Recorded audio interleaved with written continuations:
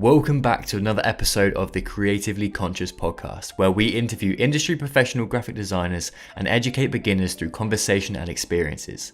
God, I love saying that. It feels so good to be back on another episode. You can listen to this episode on all podcast platforms and watch the action, emotion and interaction unfold on YouTube. Thanks to everyone that's joining me today. Today's episode is a beautiful interview with Oliver Whitehouse, who is one of my best friends.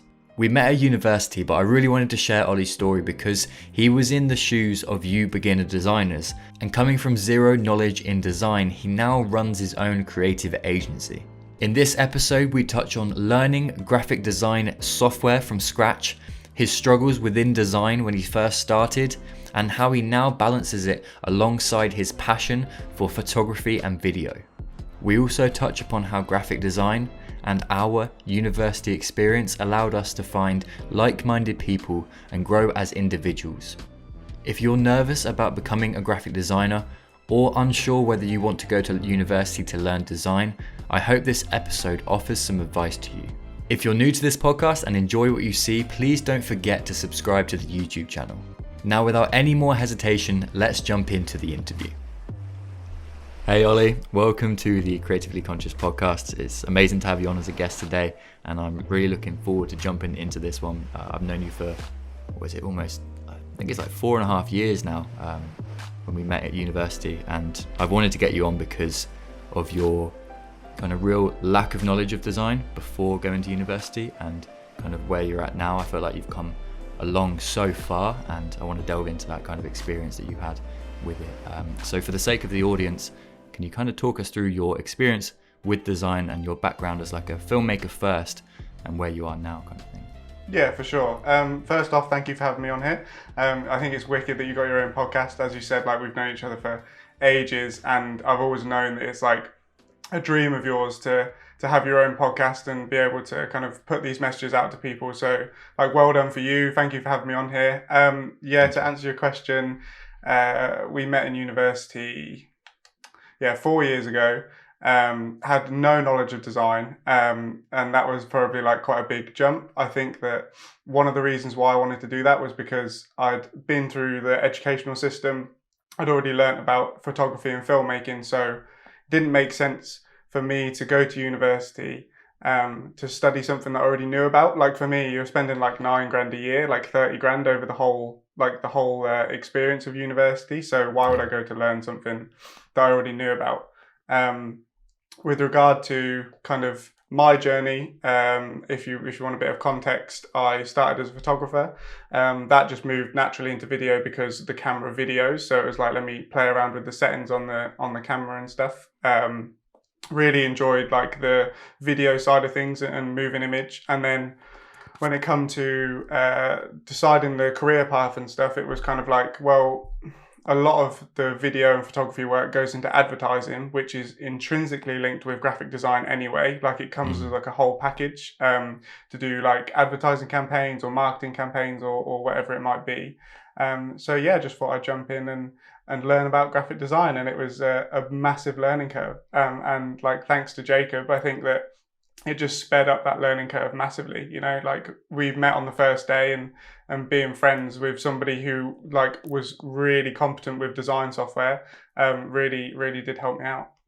Yeah, and that's something I want to get into a little bit later in the podcast because it was crazy how we kind of just met, and I don't want to say I kind of I was like a catalyst to your kind of learning of design. Oh, for sure, 100%. Yeah.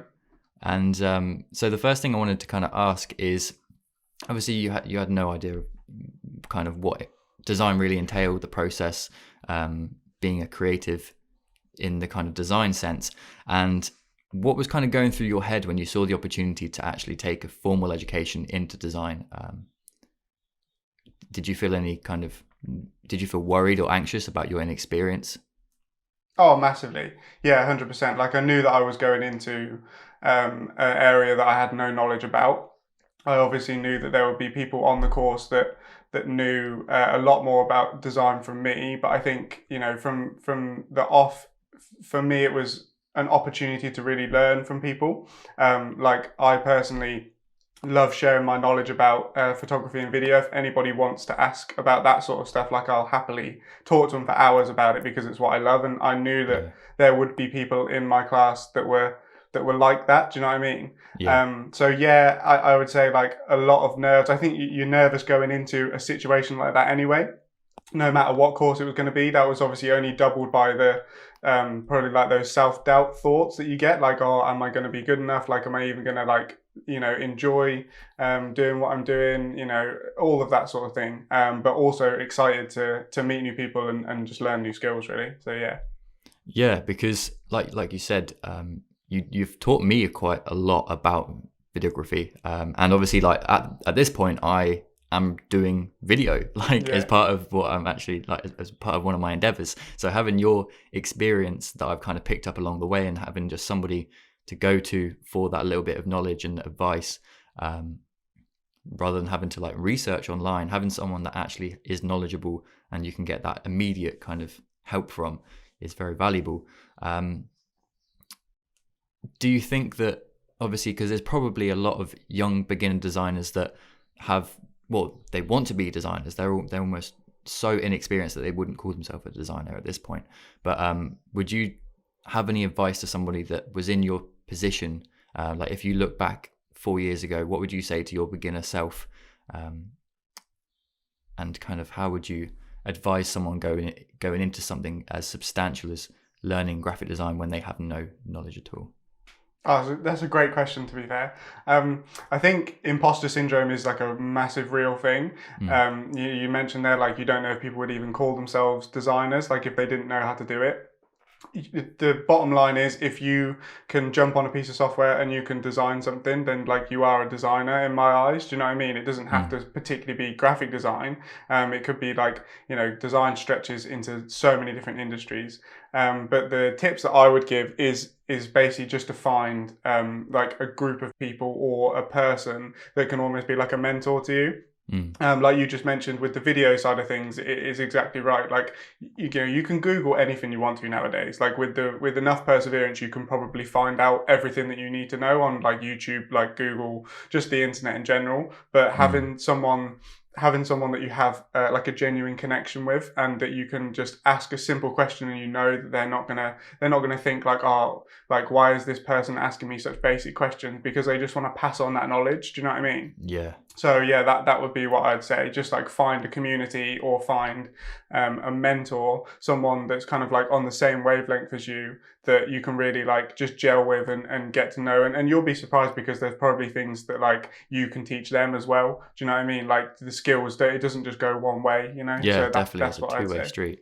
Yeah, because not everybody's knowledge is equal, and there's not one way of learning design almost. So yeah, there might be things that you can even teach someone that has way more experience. Like I have that when I'm at work as a web designer. Like I'll almost, because they're so used to doing it and they know the process like the back of their hand, and they almost wouldn't break that process, I come in and I say, why don't you try this? And then they're like, oh, I wouldn't have thought about that. So actually just having someone's perspective from outside coming in, you help each other learn new things. Yeah, And definitely. so would you say that when you started, you probably knew how daunting it was going to be, and you were worried and overwhelmed with the whole situation, but how much tougher was it to learn graphic design than you thought?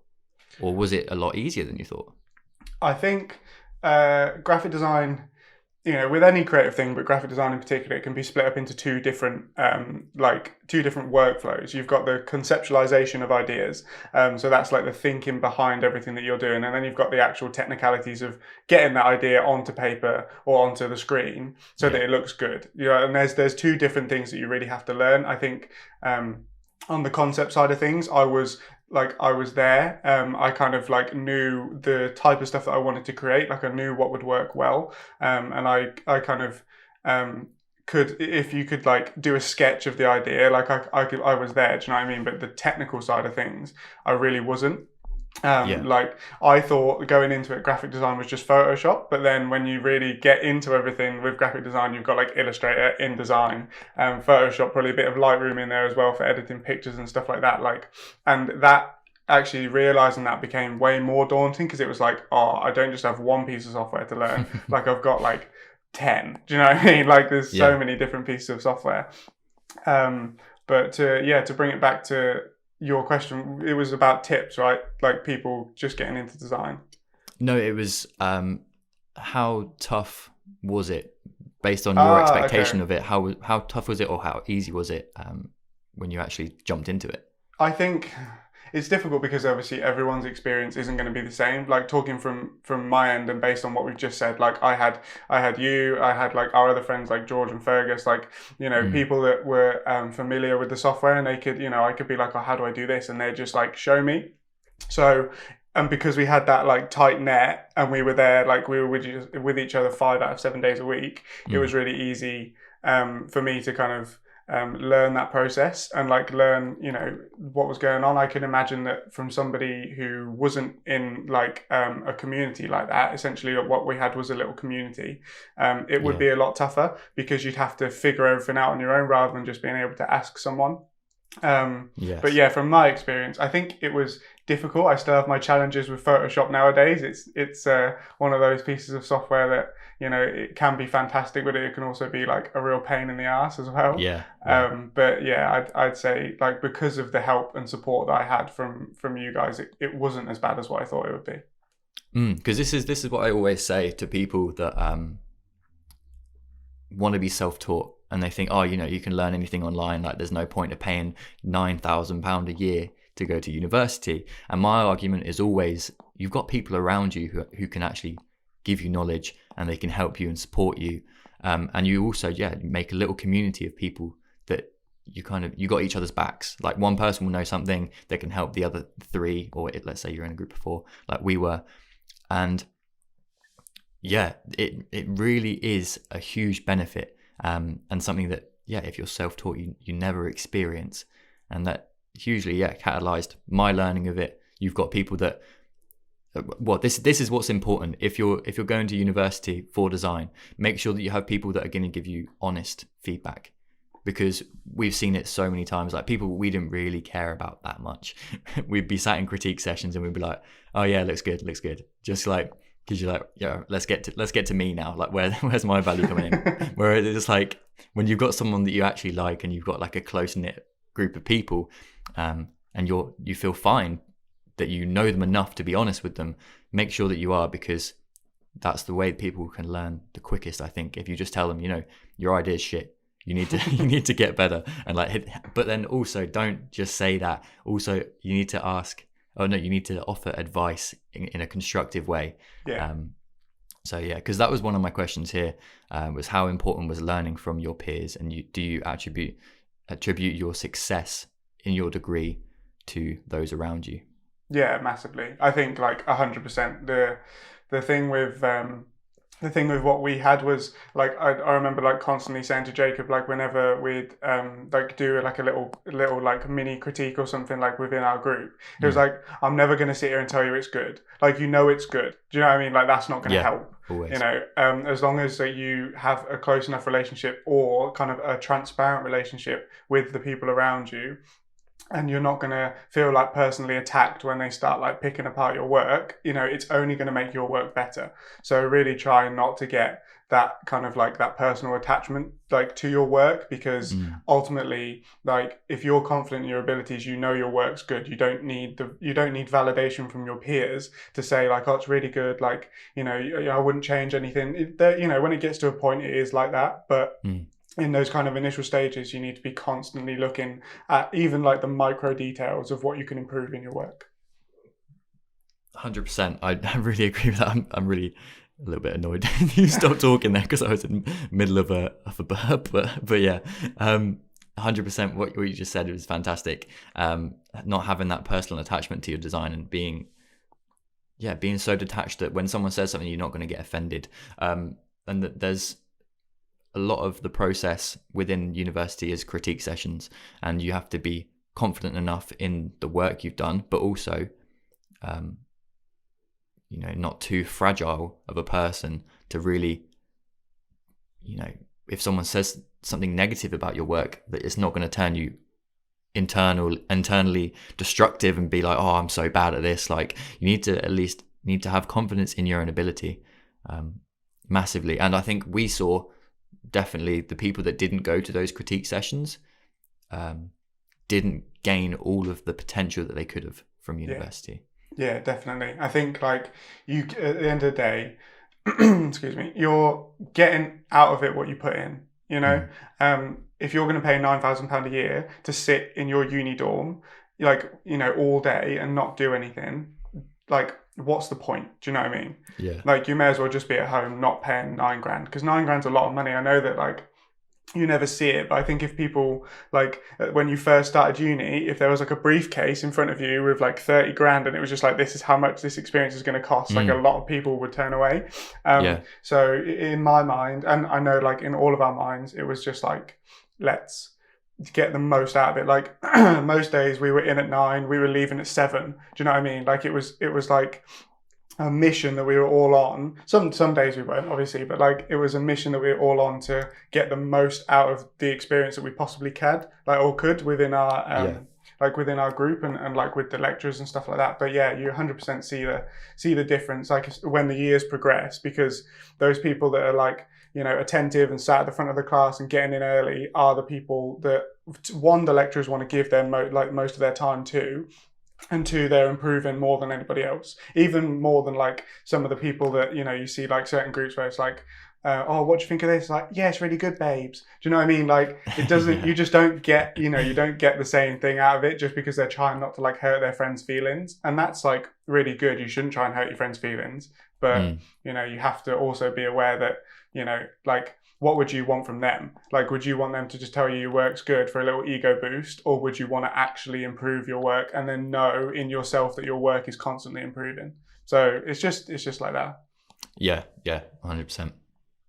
Right. So the thing that I am very proud of you, knowing how far you've come, is the complexity that is and the overwhelm that comes with design software. And we spoke about it a little bit earlier on. So what is your advice for someone that has no technical knowledge within design? No technical knowledge within design. I would say, similar to my answer before, like get yourself a community, get yourself like a community or a mentor, somebody that you can have that like one-on-one contact with, and you know that like you're going to be able to go to them with what you might think is like the stupidest of questions, but they might be like, oh no, like it's, you know, everybody has like these issues.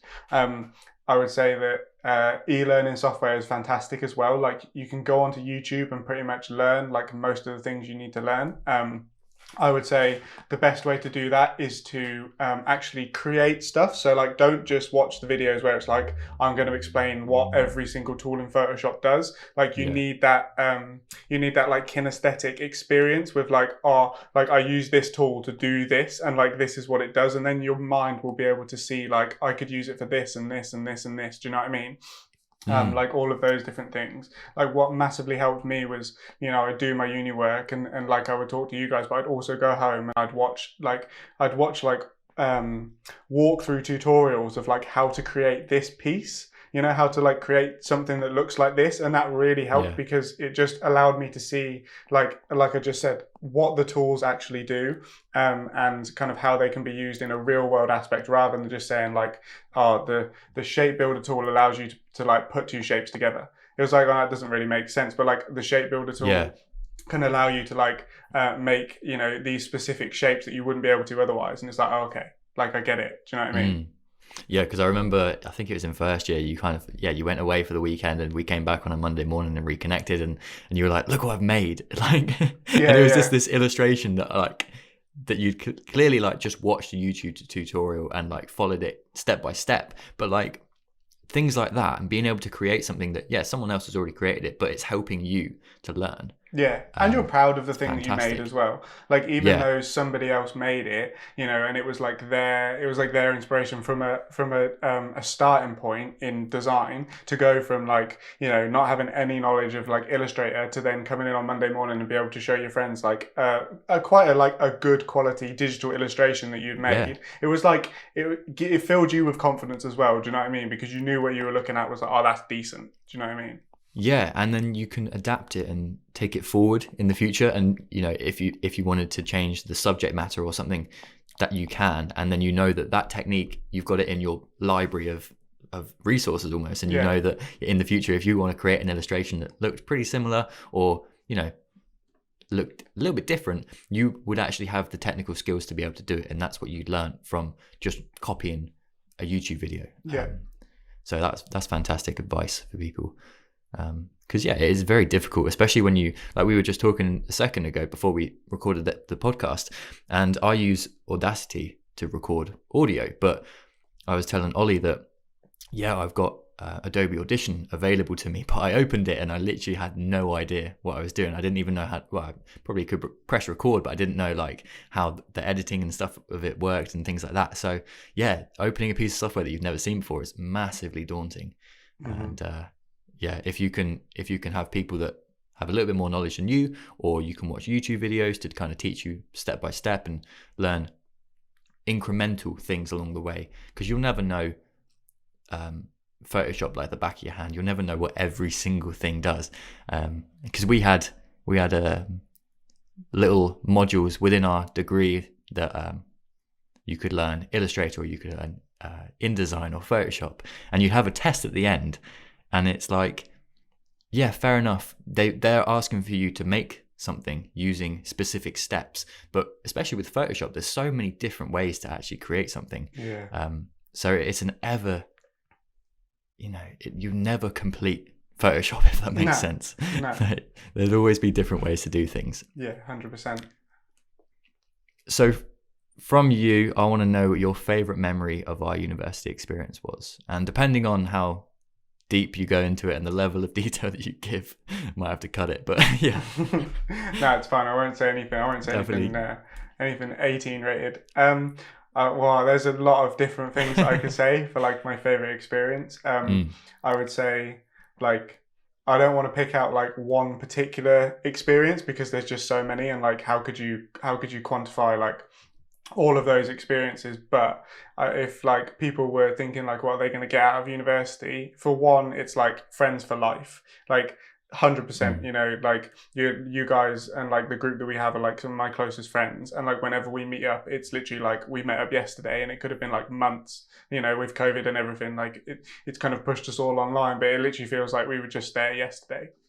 I would also say like it gives you a chance to really meet people, because it's so specific, like the actual courses that you do, like all the way through school, you have like, you pick your subjects and stuff, but like university, you pick one subject that everyone's interested in. And so everybody on that course has like a common interest.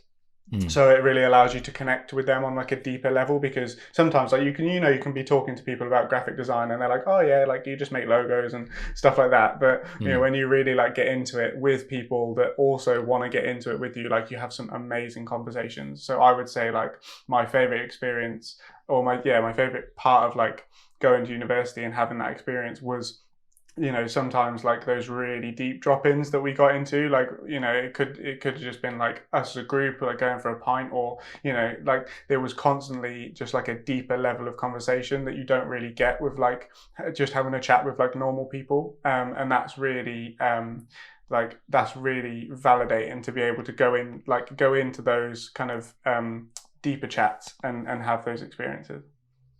Yeah, because I remember in my first year, you move into a house with people that you don't know at all, and you're from loads of different backgrounds, and you're all studying different degrees. So there's not really like a level of commonality that you kind of just spoke about then.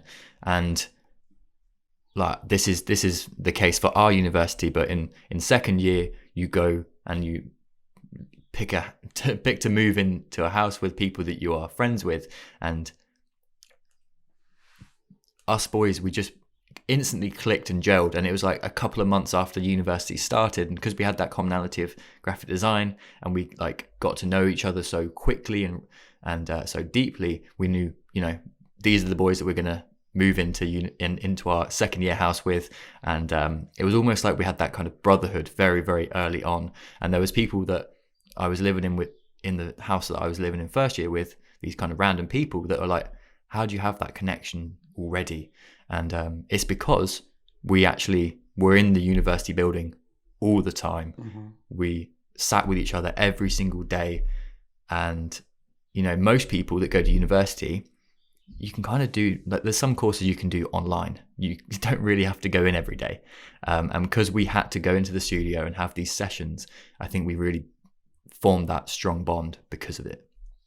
100%, I agree. I think like I definitely remember people saying that to us, like, how are you guys so close already? Or like, you guys seem so close, like, and it's just down to that thing. Like when you find a community of people that can have those, those levels of conversations that we had, and like just chats about stuff that you're interested in, like you'll naturally just drop in with those people. Do you know what I mean? So this is something I wanted to ask you, because you are probably the person that has been with me the most over the last 4 years. We spent pretty much every day of university together, and like you said before, like 8 to 10 hour kind of days. And the audience probably want to know something about me that no one would have known. So are you able to tell the audience what I'm actually like in real life? Yeah, for sure. I think that is such a good question, and I can see like the audience would want to get behind kind of like what you see on camera, because I see like the reels that you post and like the podcast episodes and stuff like that, and obviously you have to kind of gel your personality a little bit to be able to fit in with those different mediums. Like they require a different version of you. But yeah, when you really kind of when you spend time with someone, you really get to know like who they are. I think something that the audience wouldn't know, I don't know, I think the first thing that springs to mind would be like Jacob is like, just, how do I say this without swearing? Jacob doesn't care what anybody thinks about like what he's doing. So he's posted like a couple different dance clips on like, I don't know why I'm saying his, on your story. Like you've posted stuff like that. And I think like people are really starting to like see that side of you that we see. Like, it could literally be like 8 o'clock in the morning. He's just jumped out of bed and he's banging on like house music and really like giving it some in his like uni dorm and stuff like that. Or just the fact that like we went out to clubs and bars and stuff so many times, and sometimes Jacob would just be there completely sober because he had to go to work the next day and didn't want to have a hangover, but he's still busting the moves like he's like 20 shots in. Do you know what I mean? Like I would say that's probably the thing that the audience wouldn't see so much, because you put so much effort into like how you come across in the podcast and in the reels and in your stories and stuff. But he honestly does not care what like anyone thinks about kind of like what he's doing. And if he's having fun and his friends are having fun, then like you're happy. Do you know what I mean? So that's what I would say. Yeah, that's a fantastic answer. That is me to a T, really. Just enthusiastic and not really caring what people's thoughts of me are, and it's not going to restrict my actions almost. Yeah, exactly. Exactly. Because I think that's so important in life, really, because I wouldn't have started this podcast, I wouldn't have made my design page if I cared about what people thought. And that's such a big barrier for people to cross, because I've spoken about it before, and here it's like pressing record. I mean, just sat in your bedroom is scary enough, but then uploading that onto the internet for everyone to see is a completely different thing. So in reference to Instagram, because we haven't really spoken about that too much on here, because you're not part of that kind of community. People that are on Instagram and trying to do something a little bit different that their friends might find embarrassing or silly or cringy, like take a little bit from my personal from my personality, and don't care about what people are going to think about you, because it really just limits you at the end of the day. And you don't want to go through your life. I spoke about it on a story the other day. The only thing you'll regret is not taking action and doing something that you've always wanted to do. 100%. So, well, that's the thing. Like, it's tough in the digital world, in the digital space, to be able to kind of like grow as a creator in a community. Like, for one, the algorithms are just trying to like absolutely just destroy content creators at the moment, in my opinion. Like the way that they've changed the algorithm really doesn't suit. It suits like quick reels. It suits like memes. It suits like funny videos. It doesn't suit the people who spend literally hours trying to curate and create their content like with real thought in mind for people like that. But even if you do try and start something and it doesn't go so well, and it doesn't, it doesn't do exactly what you wanted it to do, you've still created something. You've still like put your heart into something, and you've probably learned a lot of stuff along the way. Like, you as a designer, Jacob, have probably come so far since since you started Instagram. Like, your workflow and everything, like, you definitely would have improved. Like, I know it would have improved. So you've still got that to take away from it. Like, don't just base the value of what you're doing on the amount of likes you get, the amount of followers you get, the amount of reach that you get, because there's so much more that you can get out of that experience that people don't seem to want to acknowledge. Yeah, no, I agree with that 100%. Building those habits of posting daily and things like that, and that's something I want to get onto with you soon. But yeah, just things that aren't really technical things that you might learn with design, but being creative all the time, putting out content, having that a way to express yourself. They're good things that you can train yourself to do, because like, I'm at a point where I sit down and the idea just comes to me straight away, whereas at the start it was so difficult. So just training myself in different ways, not caring about how many likes I'm going to get or how much reach it's going to get. They're the important things about when you're actually starting to produce content. I think 100%. Yeah, 100%. So what is your relationship with design now? After never doing it before, have you fallen in love with the process, or is photography and videography still your number one? I think photography and video was my first creative love. Like, if you want to put it like that, do you know what I mean? Like, it was the first thing that I could it was like a medium for self-expression. And, I think that pictures and video are so powerful. Like, they were so powerful, they're even more powerful now.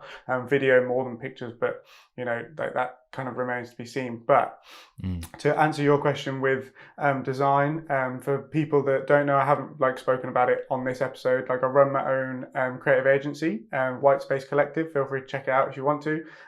Basically, that is like a full service agency. So it offers corporate and commercial clients photography, video, graphic design, web design, basically all the digital mediums. And photography and video will always be the thing that I prefer doing. I'm like a camera geek through and through. I love these things. Do you know what I mean? Like, you can tell by the episode that we're recording now, are just like something that I really love. But I can appreciate the need for graphic design. I can appreciate the role that it plays in society. Whether I agree with it or not is a completely different thing. But ultimately, I think that good design, like good pictures and good video, can change the world. It just depends on how you use it. Commercial graphic design is not my most favorite thing to do. I find it quite stark and not boring, but not as engaging as kind of commercial photography and video work. But yeah, I think that I did fall in love with graphic design to a point, because I could understand the value and the authority that graphic design could have in our world. Everything is graphic design, Being able to communicate a message, I think you probably learned that very well from the course and whatever. Yeah, and it helped with the photography and video side of things as well, Give you more of a, like you spoke about before, like the conceptual thinking about why you're doing something. Probably comes into your photography and video more now. You're thinking why am I shooting from this angle? What is this saying? All those different things. 100%. I think that graphic design, if you take it from a process, goes from an idea in your head to a blank piece of paper, which you then begin to fill in, and then you go onto the computer and you have a blank artboard, and then you begin to fill that in. So with photography and video, the subject is already there. It's very easy because you're somewhat being informed by what's going on, but graphic design is an entirely self-generated process.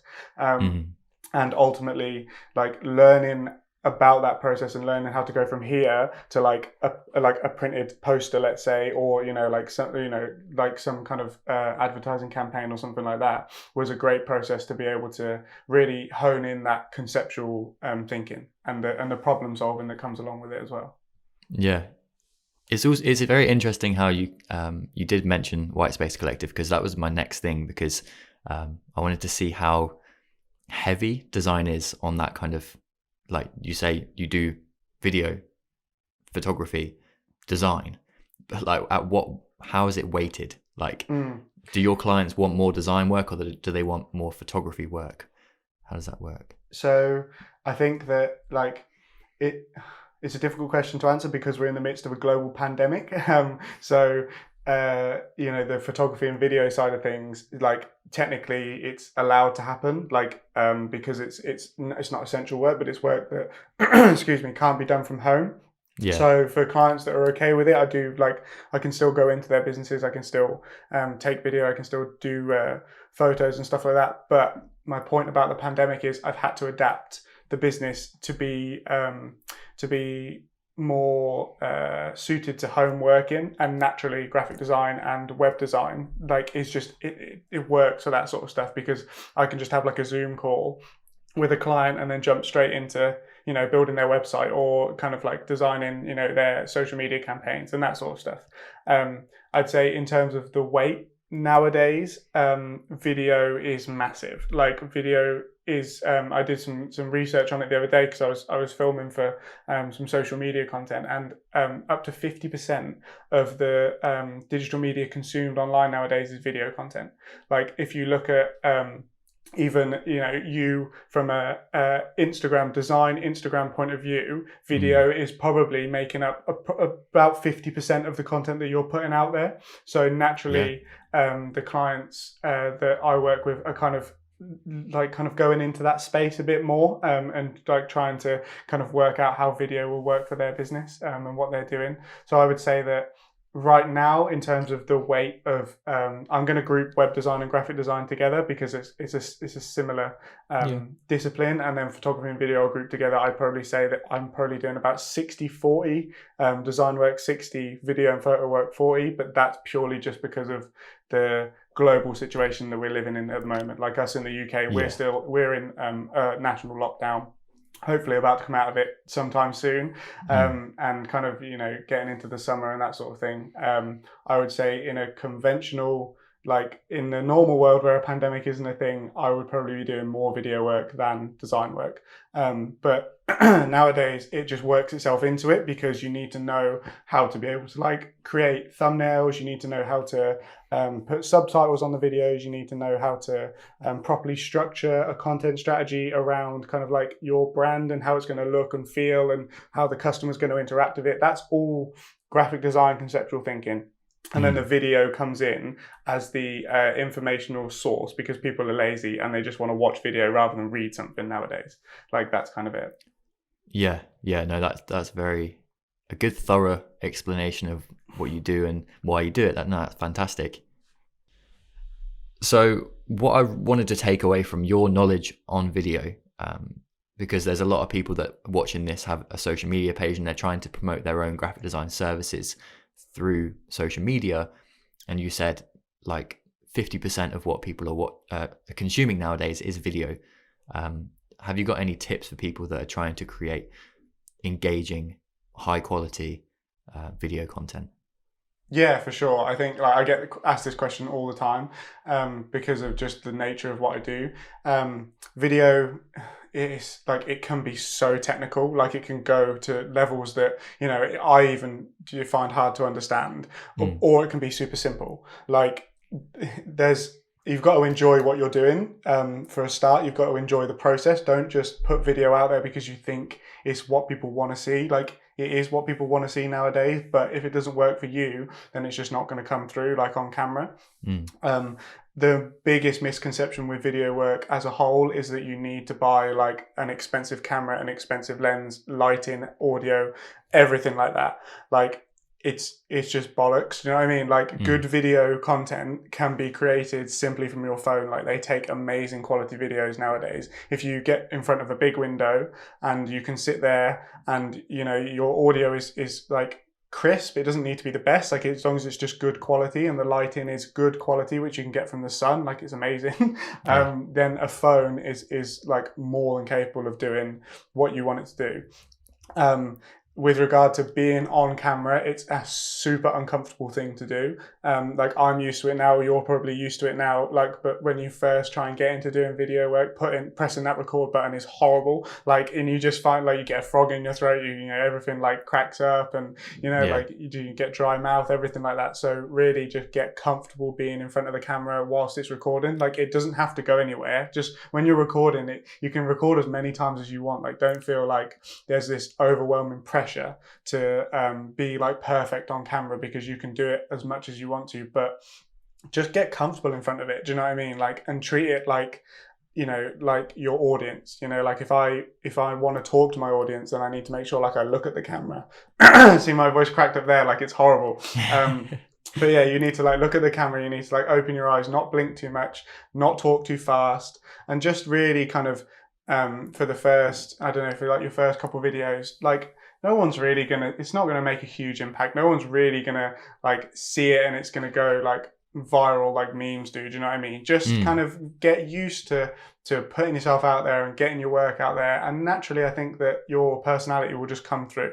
But yeah, I like that. That's like the biggest tips that I give on video is just like, don't get consumed with all the YouTubers saying like you need like this camera that costs $3,000 and the microphone that costs £500 and the lights that cost £1,000. Like, you don't. You know, like that can be something that you can work towards, and that can be a goal of yours if you want to start pushing it. But you know, just start off small, because you don't even know if you're going to enjoy it. And there's no point buying a like $3,000 camera to then be like, oh, I'm not actually enjoying doing these videos. You know? Yeah, and that's something that I've definitely seen in myself, because you've told me this before. Don't invest if you're not 100% committed, and like you said, you're now in the kind of black hole of buying equipment, which is so expensive. And I can see in my own content, when I first did video content, I was just using my phone, and you know, like you said, the quality was enough, but to be able to look back to what it was and to look at it now, God, it's like it really impressive. And that's something that I'm very proud of in my own work. And to be able to do that, like, you don't need to be producing this cinematic video on your first attempt. Like, you can work your way up, make small incremental changes into your setup, and you'll see the difference. There's a lot of different, like, I've seen from my research in videography and video kind of setup on YouTube, there's people making homemade stuff that kind of does as well as there was like this one lighting rig that's like like $1,000, and this guy basically just made like a alternative version, which he just used like a couple of things from around his house and like a bed sheet or something, and it makes the world of difference. Obviously, like the high quality and expensive stuff is worth it, and that's the whole point of why it is that expensive. But like Ollie said, definitely just start, and you'll get better over time. Yeah, for sure. And I'd say, like, if you're really, really wanting to invest, if you're like hell bent on like, I want to put some money into some video gear, don't look at the camera and the lens first. Like, get good quality lighting and get good quality audio, because those are the two things that are going to stick out. Like, I could be recording on this camera now, but if I turn the light off and I take my mic off, it's going to look shit and sound shit. So consequently, it can look, you know, the actual image can look as crispy as you want with like the nice blurred background and everything going on. But if it doesn't sound right, and if your lighting isn't right, people are just going to click off anyway. Do you know what I mean? So if you really, really, really want to invest in some good quality stuff, like Jacob's got a light, and like I know you bought like a light for your setup, and you've got the microphone, and like those two things will really, really help with like retaining viewers, because it's a more pleasing experience to watch. Do you know what I mean? Yeah, I haven't got the most incredible setup. I've got a little ring light here. For people watching the video, and I've got this really bright light in my eyes that I've just looked at and I'm regretting now. But and that's just two things that I think that might have cost me like £70. And obviously the microphone is a bit more of an expensive investment, but still not huge. That was like £100 itself. I was quite fortunate that over time I've collated these different pieces of equipment that I'm now bringing in, because I bought this a couple of years ago. I've had my camera for like 5 years. You'll never know what you can find around the house. Like, even if your parents have just got like a camcorder that they they've had for years when you used to go on like holidays and stuff. Like pick it up and just use it. Like if it's going to work with your current setup, then just use it. So something that I wanted to get into, and I hinted at it earlier in the episode, was that for 2021 you took on a photography challenge for yourself. And if you guys want to have a look at Ollie's photography, you can have a look at his Instagram. It's Oliver_GT_Whitehouse. So do you want to talk on that a little bit?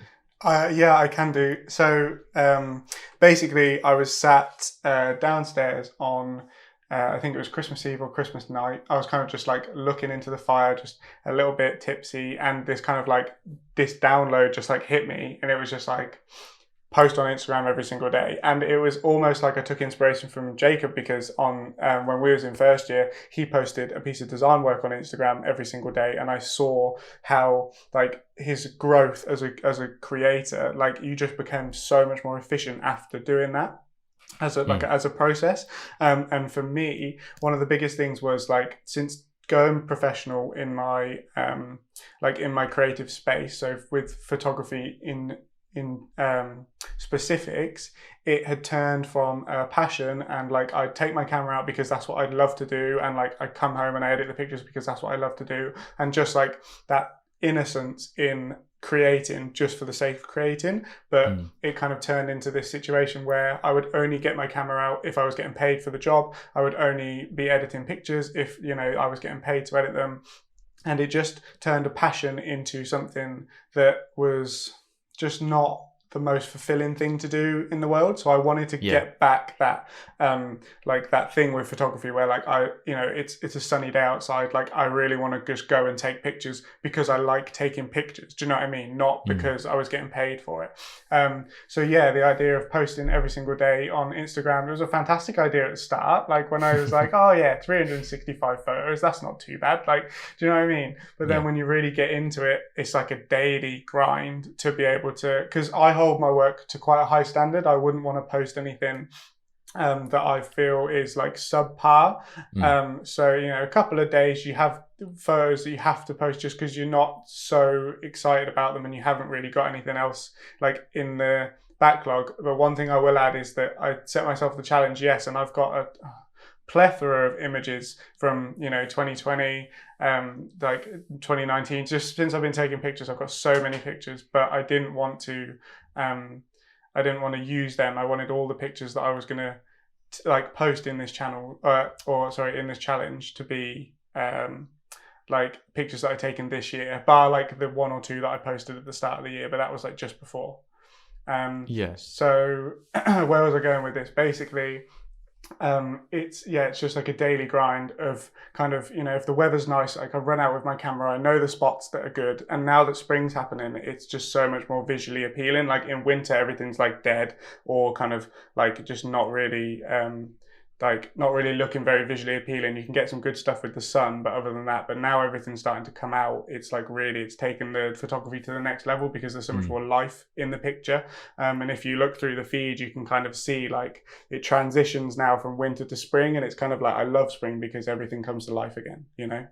Yeah, that, because what you're talking about is like the transition as you do it for like every single day in a year. Like I found that, you know, some days are a lot easier to do it and some days are a lot harder, and you'll find different internal kind of struggles that you have, and also external struggles. Obviously yours, I could kind of sit in my laptop and just create whatever I wanted, just take an image and put some text on it, and it was relatively quite simple. You have the environment to hold accountable if your kind of photography is not up to par, and it can be very frustrating for that. So I think where I was going with this was that, you know, it kind of ebbs and flows. Some days it'll be really easy and some days it will be really challenging. So if you guys are wanting to be consistent with what you're posting on social media, taking it back to kind of the audience, you know, things are going to not always go to plan. However, if you hold yourself accountable and if you want to actually do the challenge and get the most amount of results out of it, you know, keep going, keep trying, and you'll just enjoy the process if you do that. So No, I think it's fantastic you've been doing this photography challenge. I really enjoy looking at your photography because often I don't even get a chance to see it. So it's quite nice. And like you said, there's a difference between being a commercial photographer or commercial designer and actually doing it because it's a hobby. And you can definitely see your passion coming back through when you talk about your photography now. Whereas I think like it faded into the background a little bit and it was kind of a thing that you had to do, not that you wanted to do. Yeah, exactly. I think like I don't mind if it's like a commercial job where I'm photographing somebody, like portrait photography, and I can get that kind of interaction with the people. Like that's fun. I enjoy that. But product photography and kind of just taking photos of like like still life stuff, just in like this stark, very kind of what's the word I'm looking for? Like it's like a created environment, like, with the perfect lighting and the perfect background. Artificial. Artificial, exactly. But whereas like when you go out and you take photos of still life, like you said, you're kind of dealing with the weather, you're dealing with the wind, how something looks, the position of the sun, kind of all of these different things that are kind of just feeding into that. And I remember like the first time that I went out in December to kind of take some pictures for the challenge, it was just so refreshing to be out on a walk in nature, just like on my own, no time limit on it. It was just like I could just take my camera and I just get absorbed through the viewfinder and just like finding those compositions and finding that, finding the photography that really excites me and kind of, like I want to keep doing. But as a note, I've actually lost followers since I've started this challenge. So that's a thing for everybody. If you're thinking about posting every single day, do it for the right reasons. Don't do it because you want to get followers. Don't do it because you want to get likes. Don't do it because, you're trying to increase your kind of like people's perception of you and stuff. Just do it for you, because if I was only doing this for likes or comments or shares and that sort of thing, I would have stopped a long time ago, because the following count's gone down, the likes have gone down. Like I think the algorithm has a part to play in that, but you have to have the right reasons for doing it, and I'm in too deep now. Like what are we in? We're in March. So yeah, I think I'm 60, I think it's like 65 or something like that. So I can tell you right now. Let's have a look. Honestly, guys, you need to check out Ollie's photography. It's really, really good. Thank you, brother. Appreciate that. He deserves a lot more of an audience than he has. 65 days today. Yeah. So, and that recent one is really nice with that daffodil. What was that? The daffodil one that you posted yesterday. Oh, really yeah. Nice. Thank you, mate. Yeah, it's just the springtime and things are coming to life. I think that, it's kind of, everyone's had in the UK, like I can't speak for other parts of the world, but in the UK it's been like quite a hard winter. It's been cold and we've been on lockdown and you couldn't do anything, like everything like that. So, to have the sun coming out, it's a bit warmer, the flowers are starting to bloom and the trees are getting a bit more life on them and stuff. Like it's just so nice to see. And I want to reflect that through my photography, because spring is my favorite time of year purely for that reason. Like things come back to life and it kind of, in the cycle of our seasons, it's kind of like you bed down in winter and you kind of, you spend that time just working on yourself, and springtime is the time where kind of you can come out and kind of be a bit more creative and kind of like let the ideas flow a bit more, so yeah, I'm just trying to represent that, especially in this season. Nice. Well, that kind of flows very nicely into my next question. So you are very self-aware, and that's been something that I found very important in myself and in other people. I think self-awareness is one of the largest things that we can have. And you've helped me develop in myself a lot over the years. What's one thing that really changed the way you see, or how you see the world, or how you see yourself? Is there anything internally that really changed and made you more happier, or like, content with yourself? Well, that's a deep one. There's so many different answers that I could give to this question. The thing that I suppose is like the biggest thing for me was the fundamental understanding that like everything is energy. So whether you're looking at kind of whether you're looking at like a human, or you're looking like all the way down to like, let's say like a rock. Do you know what I mean? Like everything is a certain makeup of the same energy, like, and it's vibrating on that different frequency. And like the classic saying is, when you walk into a room and it doesn't feel right, it's like the vibe's off. So, well, why do we say the vibe? It's like the vibration. Do you know what I mean? Yeah. It's the energy that you're feeling like from the room. It can be really good or it can be really bad. And I think that one thing that helped me to become happiness is a difficult thing to quantify, but like just being able to kind of spread that energy and kind of like pick people up or kind of like influence their vibe in like a positive way through your vibe. It's kind of like you get back what you give out for that sort of thing. Do you know what I mean? Yeah. So Yeah.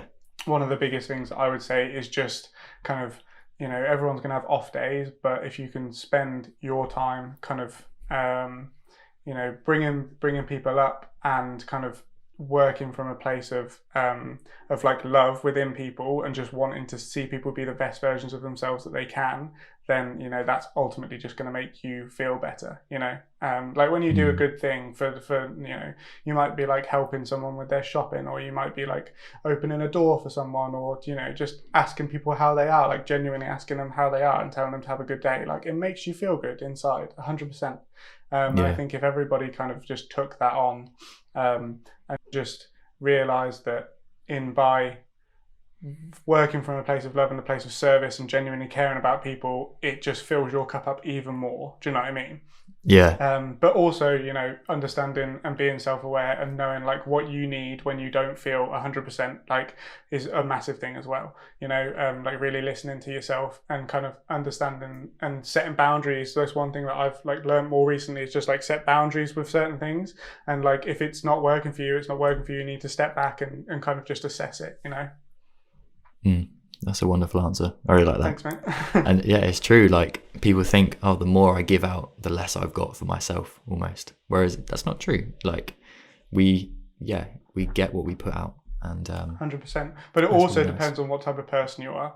Like I think the whole journey into self-awareness is called self-awareness for a reason. Like you have to be aware of your needs and put those first, because if you can't meet your own needs and then you're trying to meet other people's needs, how is that ever going to work? Do you know what I mean? If you don't even know how to meet your own, how are you ever going to be able to give somebody else what they need at a particular time?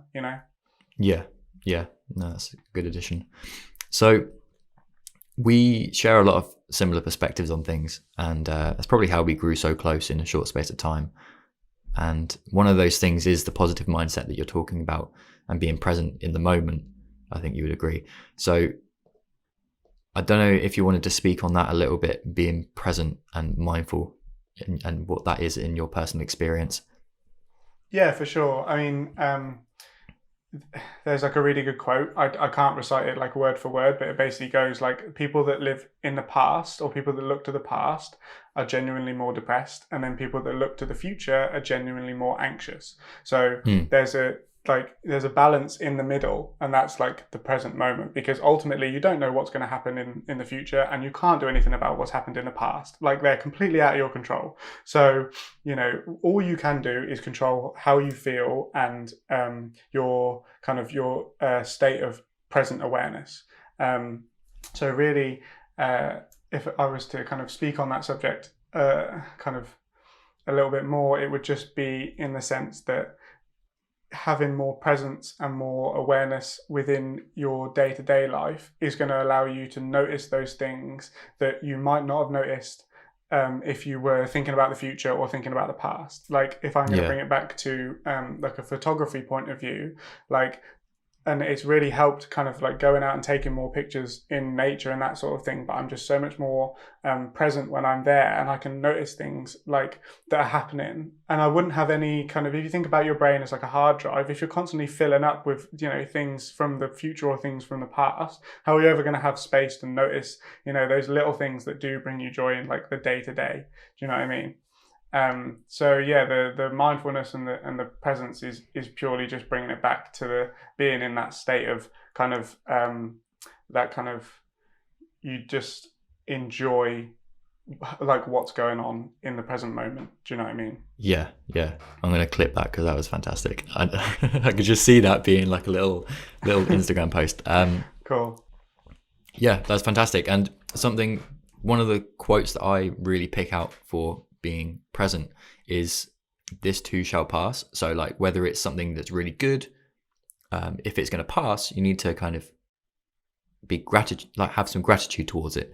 Like it's happening right now and you got to be joyous in the moment. And if it's something like anxiety, if it's something bad, this too shall pass. And that gives you just a little bit more awareness that, you know, things aren't always going to be bad, and like it'll pass, you know. Yeah. Well, I think it's interesting, like speaking to that sense of like if something's bad, because if you look to situations in your life that you might have had, like this can go for anyone, a situation that probably was really bad and really traumatic at the time, actually is probably the experience that you learn from the most. And it's important to also, like you touched on gratitude there, it's important to have gratitude for the good things, but also the bad things, because ultimately they are kind of like carving the way for your personal experience on, you know, in this world. So, you know, those things that really were horrible to go through and you would never want anyone to do the same thing probably gave you quite a lot that you might have awareness over, you might not, but like just think about, you know, it might have given you resilience, it might have given you a sense of courage, it might have given you a sense of confidence, like all of these different things. It's important to have gratitude for all of it, because, you know, there's a lot of science gone into the study of gratitude, and we won't get into that like so much on this, but if anybody wants to check out a person called Dr. Joe Dispenza, I'm not sure how to spell it, I think it's like Dispenza or something like that. But he is basically the authority on this kind of stuff, and like from a scientific perspective, bringing gratitude into your life and how it can improve it is a really good thing to check out. Perfect. No, that's wonderful. I like that we've got some action there. So yeah, definitely if you can find Dr. Joe Dispenza. Yeah, I got it right. Then definitely check it out, because yeah, gratitude is one of the largest things that I take on in my day, and I've spoken about it so much in my content because I think it changes the way you see the world. And I know we're not really talking about design at the moment, but it can apply to anybody, designers, builders, you know, like anything. We all just want that little bit more extra happiness and gratitude in our lives. Well, it's been an absolutely lovely chat, Ollie. I've really appreciated this, and I appreciate you taking your time to communicate with me today and share a little bit of knowledge based on your experiences. My final question before we wrap it up is, how influential was university on your creativity and confidence in yourself? Oh, massively. I think that the age, I think, what do you start university at? 18? Yeah, and you go through to 21 or 20 or 21. Yeah, 21.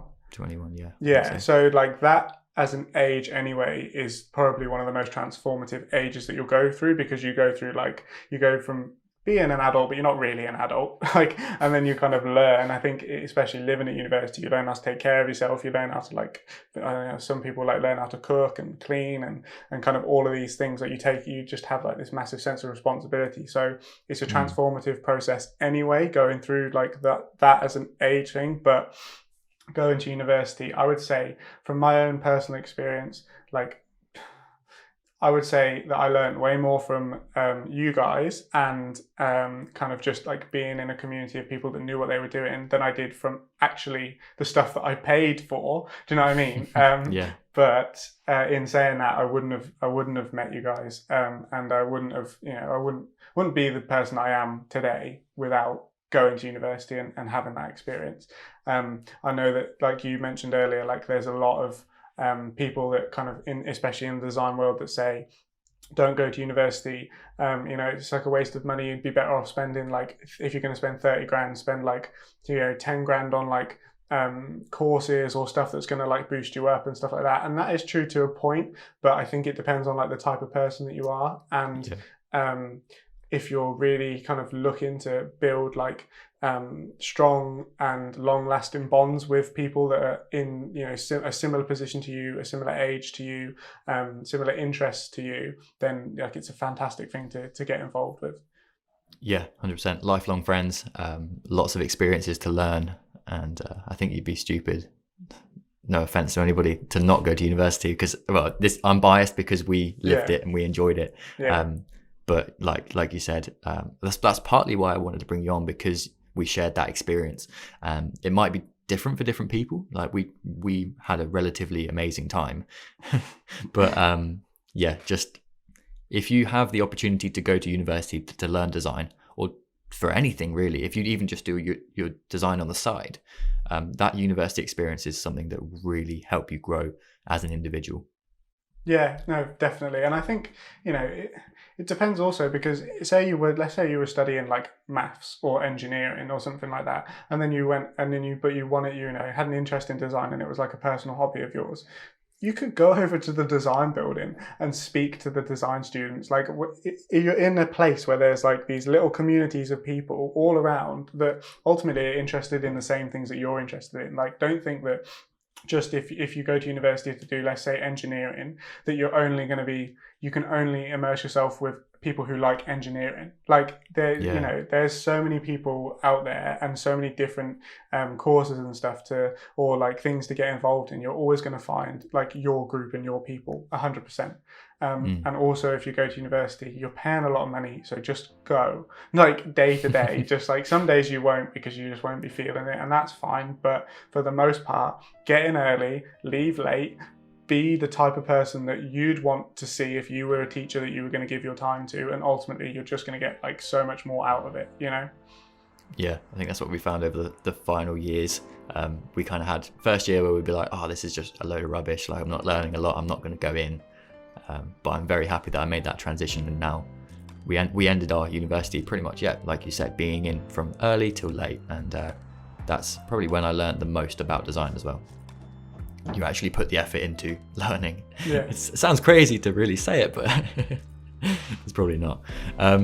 Well, it's been amazing to have you on, Ollie. Where can people find you? We mentioned your Instagram and White Space Collective. Oh yeah, thank you very much for having me on as a guest. I really do appreciate it. It's great to chat with you and share some knowledge and stuff like that. So for people that are looking to find me, Jacob mentioned it just earlier. So Instagram is where I post the photography and arts-based stuff. That's at Oliver GT_Whitehouse. So you can find me over there. But for anything business related, or to see the type of content that I put out on a weekly basis, I'm very active on LinkedIn. So if you go over there, just search Oliver Whitehouse in the top bar. Everything's nice and branded, so you should be able to pick me up quite easily. White Space Collective. And yeah, I'd love to connect with you over there. Anyone that wants to have a chat about video or photography or anything like that, then just shoot me a message, and I'd love to chat with you. Anything design related though, just make sure you hit up Hedges Design on Instagram. Amazing. Well, thank you so much, and I'm going to end the episode there. Cool. Cheers, mate. It's been a pleasure. Thank you very much. Thanks so much to everyone that's made it this far in the show. It was fantastic to dive into Ollie's journey and extract some advice from his experiences. I hope you can all find something educational to take away from this episode. For more educational design related content, feel free to follow me over on Instagram at hedges.design. And make sure to let me know that you've been listening. You can also follow Ollie over on Instagram too. His handle is Oliver GT_Whitehouse. If you're watching on YouTube, that's all from me today.